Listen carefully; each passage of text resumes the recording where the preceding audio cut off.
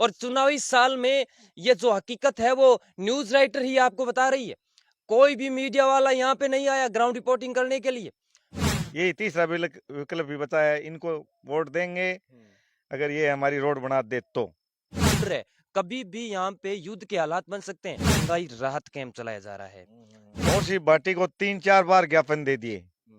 Road इतना टूटा हुआ है, इस रोड पर चलने का ही कोई सिस्टम नहीं है।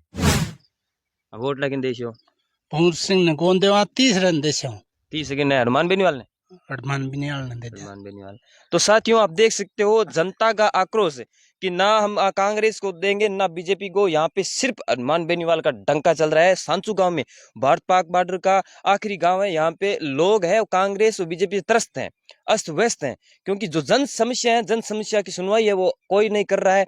इसकी वजह से लोग आज तीसरे मोर्चे को अपनाने जा रहे हैं, अपना रहे हैं। अब देखते हैं इस बार विधानसभा चुनाव में क्या हालात रहते हैं तीसरे मोर्चे की, क्या हालात रहते हैं कांग्रेस की और क्या लेते हैं बीजेपी की।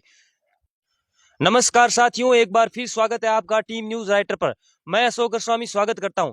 साथियों अभी मैं मौजूद हूं भारत पाकिस्तान बॉर्डर के आखिरी गांव सांचू में और अभी मेरे साथ मौजूद है हरिराम जी गोदारा। जानेंगे यहाँ की क्या क्या समस्याएं हैं, किन किन समस्याओं को लेकर रोजाना यहाँ के लोग हैं वो रहते हैं, किन किन समस्याओं से यहाँ के लोग जूझ रहे हैं। तो हरिराम जी, सबसे पहला तो आपका बहुत बहुत स्वागत है और बताइए कि इस गांव में जो भारत पाकिस्तान के आखिरी गांव में क्या क्या समस्या है। समस्या तो ये रोड वाली है सबसे ज्यादा। तो रोड इतना टूटा हुआ है, इस रोड पर चलने का ही कोई सिस्टम नहीं है। चल ही नहीं सकते कोई आदमी। तो यहाँ पे तो पोस्ट है, बॉर्डर पोस्ट भारत है। पाक सीमा है, रोड सीमा से जुड़ी हुई है। बीकानेर से ये सीधी रोड यहाँ आती है, लेकिन इस रोड पर चलना तो बड़ा मुश्किल है रावड़ा से आगे तो। ऐसा तो मतलब भारत पाकिस्तान बॉर्डर सांचू पोस्ट है, यहाँ पे आर्मी वगैरह रहते हैं, उनकी इस रोड की कैसी है सुविधा।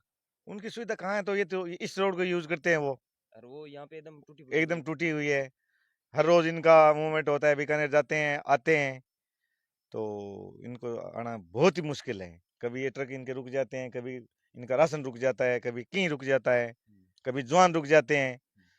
तो तो रोड का सबसे ज्यादा समस्या, बहुत ज्यादा रोड की समस्या ज्यादा है यहाँ। तो कभी आपने मतलब आप कोलाई क्षेत्र में ये सांचू गांव आता है साथियों, कभी भंवर सिंह जी भाटी को आपने कभी यहाँ पे आए तो उनको नहीं चेताया कि भाई रोड की सुविधा होनी चाहिए यहाँ पे।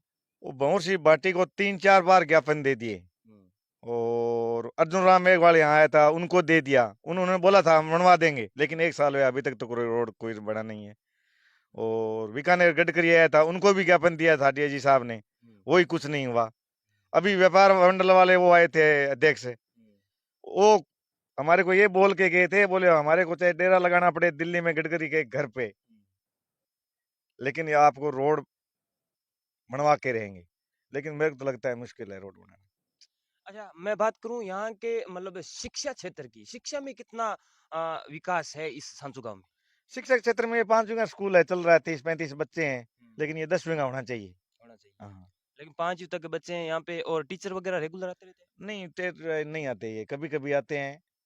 हैं। बच्चों 30-35 बच्चे हैं, इनको उनको भविष्य खराब ही हो रहा है। ये कोई 8वीं का है, कोई 9वीं का है, 10वीं का होना चाहिए स्कूल ये। और यहाँ पे मैं बात करूँ तो बस वगैरह सुविधा के लिए आती रहती है। यहाँ कोई बस नहीं है, यहाँ से 6 किलोमीटर पीछे ही रह जाती है बस है। 6 किलोमीटर पीछे रह जाती है। हाँ। अभी मैं बात करूँ अभी वर्तमान में कांग्रेस सरकार के द्वारा महंगाई राहत कैंप चलाया जा रहा है।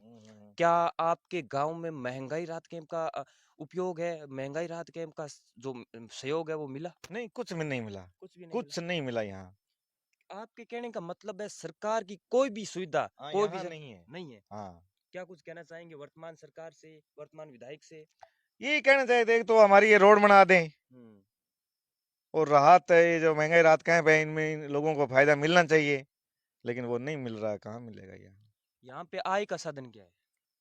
आय का तो ये खेती बाड़ी का ही है। सिर्फ खेती बाड़ी करते हैं हाँ, लोग और कुछ साधन नहीं है और आय कोई का। साधन नहीं जैसे है। हमारे बीकानेर में या नागौर में, जयपुर में अलग अलग आय, वहाँ पे कुछ नहीं है ऐसा। हम्म। बॉर्डर से सटा हुआ इलाका है साथियों।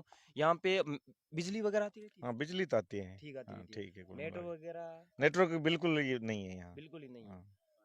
पानी वगैरह की सुविधा कैसी है। पानी तो नहर में आ रहा है, लेकिन ये लास्ट किनारा है, यहाँ कम ही आता है पानी। कम ही आता है। हम्म। तो साथियों आप देख सकते हो सांचू गांव की समस्या, सांचू गांव की हालत है। यहाँ पे बिजली की व्यवस्था नहीं है, यहाँ पे जन आधार वगैरह वो कार्ड वगैरह सब कुछ बने हुए हैं कुछ महिलाओं के? नहीं बने हुए यहाँ, कुछ ही नहीं बने। कुछ नहीं बने हैं। वर्तमान सरकार, वर्तमान कोलाई क्षेत्र के विधायक भंवर सिंह जी भाटी से निवेदन है कि कुछ यहाँ पे भी आपकी नजर दिलाई जाए, यहाँ पे भी आप नजर गाड़ें।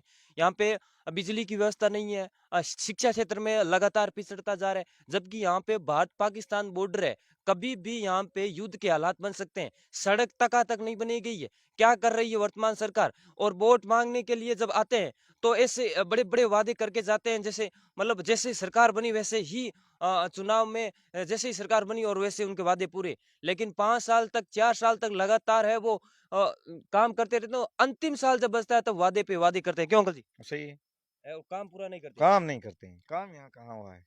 काल बिल पे- बिल्कुल ही नहीं हुआ है, इस सरकार ने तो यहाँ कुछ नहीं किया।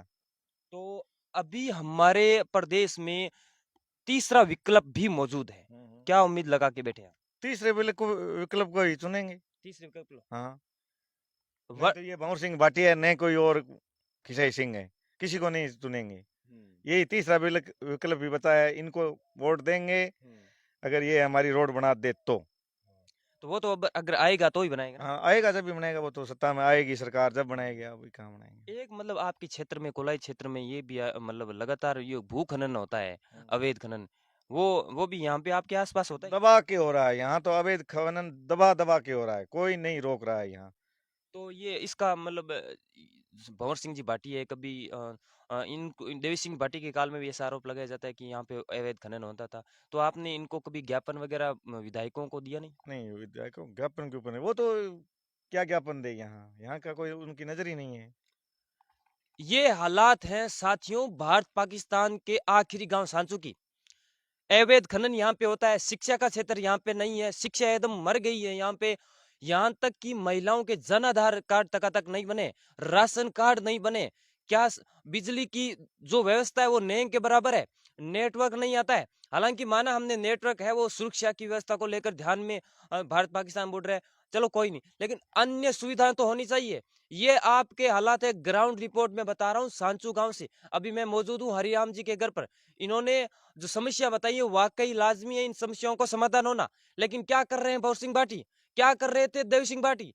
जब चुनावी माहौल आया, चुनावी साल आया, तब आए दिन बड़े बड़े वादे करते रहते हैं। लेकिन कहाँ गए थे आप 4 साल पहले? 4 साल पहले आपने 4 सालों में क्या काम करवाया था आपने?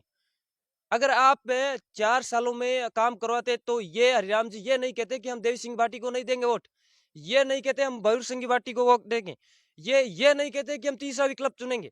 लेकिन आपके कामों की वजह से, जो आपने काम नहीं कराए उनकी वजह से इनको तीसरा विकल्प चुनना पड़ रहा है। और आपको क्या पूरी आस है कि तीसरा विकल्प हनुमान जी बेनीवाल जी है वो आपको पूरा काम करा के दे देंगे? हाँ, पक्का विश्वास है उनका, अगर सरकार आ गया तो वो तो करवाएगा, जरूर करवाएगा वो तो। साथियों इस मामले पर आपकी क्या राय है कि जो सांसू गांव है भारत पाकिस्तान बॉर्डर पर सटा हुआ है, यहाँ पर जो व्यवस्था नहीं है, ज्यादा से ज्यादा वीडियो शेयर कीजिए ताकि सरकार शासन प्रशासन की आंखें खुल जाएं। और चुनावी साल में ये जो हकीकत है वो न्यूज राइटर ही आपको बता रही है, कोई भी मीडिया वाला यहाँ पे नहीं आया ग्राउंड रिपोर्टिंग करने के लिए। मैं हूं जो यहाँ पे 100-200 किलोमीटर चल के आया हूँ ग्राउंड रिपोर्टिंग करने के लिए। सत्ता के जो सत्ता में बैठे हैं वो लगातार 4 साल ऐसे बिता देते हैं जैसे कोई मजे से बिता देते हैं। तो अभी 1 साल रहा है यहाँ पे, आए दिन जन सुनवाई करते हैं, ये करते हैं वो करते हैं, इससे कोई फायदा नहीं है। आप ले लेंगे ज्ञापन फिर रख देंगे, इससे क्या फायदा होगा? तो मेरी यही निवेदन है कि ज्यादा से ज्यादा शेयर कीजिए और ग्राउंड रिपोर्टिंग है उसको बताइए। धन्यवाद साथियों, मैं मिलता हूं आपको के साथ एक नई जन सुनवाई के साथ, नई जन समस्या के साथ। तब तक के लिए जय हिंद, जय भारत।